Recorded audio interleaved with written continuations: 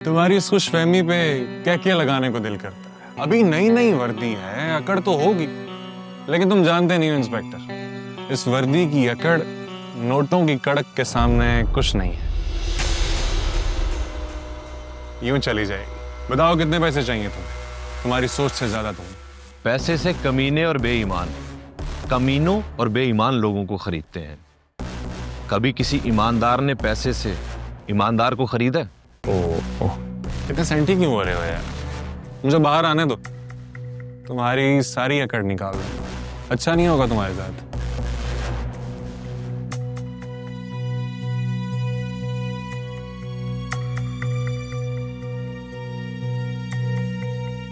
अच्छा तो तुम्हारे साथ नहीं होगा, क्योंकि तुमने एक मासूम और बेगुनाह इंसान की जान लेने की कोशिश की है।